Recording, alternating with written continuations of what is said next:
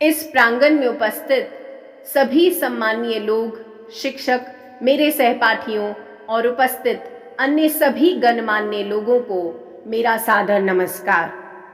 15 अगस्त को इस स्वतंत्रता दिवस के शुभ अवसर को मनाने के लिए हम सब आज यहाँ एकत्रित हुए हैं। इस शुभ अवसर की आप सभी को ढेरों शुभकामनाएं और बधाई। आज इस शुभ अवसर पर मुझे आप सभी के बीच संबोधन करने का मौका मिला है, उसके लिए आप सभी का बहुत बहुत धन्यवाद। जैसा कि हम जानते हैं, 15 अगस्त हर भारतीय के लिए एक सम्मान और गर्व का दिन है। 15 अगस्त सन 1947 को हमारे सभी स्वतंत्रता सेनानियों और क्रांतिकारियों ने अपने जान की बाजी लगाकर हमारे देश को ब्रिटिश साम्राज्य से मुक्त कराया था और हमें वो अपने बलिदान और इस देश की आज़ादी का कर्जदार कर गए।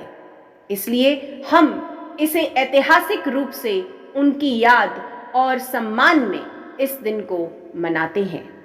इस दिन तकरीबन 200 वर्षों से पूर्व हम भारतीयों पर अंग्रेज अत्याचार कर रहे थे। अंग्रेजी हुकूमत से हमें आज़ादी मिली थी जो कि अतुलनीय है। अंग्रेजी हुकूमत ने कई वर्षों तक हम भारतीयों पर अत्याचार किया और हमें गुलाम बनाकर रखा।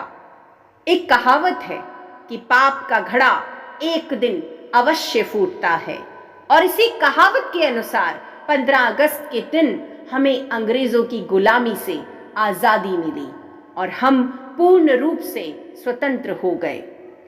इस आज़ादी के अथक प्रयास में हमने अपने देश के कई महान व्यक्तियों को भी खो दिया।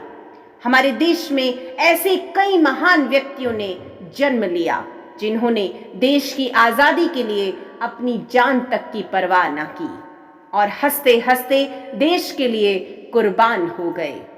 हमारे देश की आज़ादी में सबसे महत्वपूर्ण योगदान महात्मा गांधी जी ने दिया, जिन्होंने ब्रिटिश शासन के खिलाफ सत्य और अहिंसा जैसे शस्त्र का प्रयोग कर उन्हें भारत छोड़ने पर मजबूर कर दिया। देश की आज़ादी में और भी कई अन्य स्वतंत्रता सेनानी जैसे जवाहरलाल नेहरू, सरदार वल्लभ भाई पटेल, सुभाष चंद्र बोस, भगत सिंह, चंद्रशेखर आज़ाद इत्यादि ऐसे कई लोग थे जिन्होंने भारत की आज़ादी में अपना योगदान दिया और देश को अंग्रेज़ों की गुलामी के चंगुल से मुक्त करवाया। हम बहुत भाग्यशाली हैं कि इतिहास में हमें ऐसे महान स्वतंत्रता सेनानी और क्रांतिकारी मिले और उन्होंने न केवल देश को बल्कि आगे आने वाली पीढ़ियों को भी अंग्रेज़ों की गुलामी से आज़ाद करवाया। इस कारण हम आज आज़ाद हैं और दिन प्रतिदिन नई नई उपलब्धियों और नए मुकाम को हासिल कर रहे हैं। आज़ादी के 76 साल बाद आज हमारा देश हर क्षेत्र में प्रगति की ओर अग्रसर है।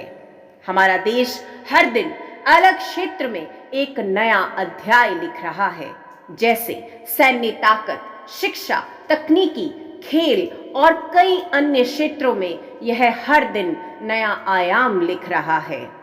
आज हमारी सैन्य ताकत इतनी अच्छी है कि दुनिया भर में इसकी मिसाल दी जाती है और कोई भी देश भारत पर आंख उठाकर देखने में भी घबराता है।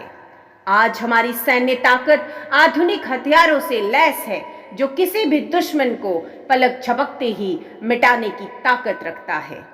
जैसे कि हम जानते हैं कि हमारा देश प्राचीन काल से ही कृषि प्रधान देश रहा है और 15 अगस्त 1947 के बाद हमारे कृषि क्षेत्र में भी काफ़ी बदलाव आया है।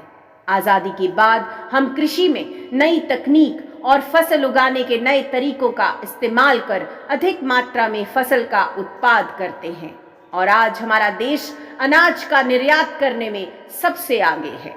सन 1965 में भारत और पाकिस्तान के युद्ध के दौरान तत्कालीन प्रधानमंत्री श्री लाल बहादुर शास्त्री ने जय जवान जय किसान का नारा दिया था और आज यह नारा काफी हद तक सिद्ध होता है। आज आज़ादी के बाद विज्ञान के क्षेत्र में भी हमने काफी तरक्की कर ली है। इस वैज्ञानिक तकनीकी के कारण आज भारत चंद्रमा और मंगल तक का सफर तय कर चुका है। नई वैज्ञानिक तकनीकी को हर दिन नया कर हम देश को एक नई तरक्की की ओर ले जा रहे हैं। विज्ञान और तकनीक को हम अपने लिए हर क्षेत्र में अपना रहे हैं। सैन्य, कृषि, शिक्षा के क्षेत्र में विज्ञान और तकनीकी को अपनाकर हम खुद को प्रगतिशाली देशों के समकक्ष खड़ा कर पाए हैं। आजादी के बाद हमने हर क्षेत्र में प्रगति की है और रोज नए आयामों को लिख रहे हैं। आजादी के इस अवसर पर जहां हम देश की प्रगति के नए आयामों के बारे में चर्चा कर रहे हैं, वहीं हमें गुलामी के उस मंजर को कभी नहीं भूलना चाहिए जहां हमारे महान स्वतंत्रता सेनानियों ने आजादी के लिए अपनी जान तक कुर्बान कर दी। आज भी उन महान व्यक्तियों को याद कर हमारी आंखें नम हो जाती हैं। हमें आज के नए भारत की चकाचौंध में उन महान आत्माओं को कभी नहीं भूलना चाहिए जिन्होंने देश की आजादी के लिए अपना सब कुछ न्यौछावर कर दिया। आज इस शुभ अवसर पर आपको संबोधित करते हुए उन महान आत्माओं को मेरा शत शत प्रणाम और श्रद्धांजलि देते हुए अपनी इन बातों को विराम देती हूँ। आप सभी का बहुत बहुत धन्यवाद। वंदे मातरम।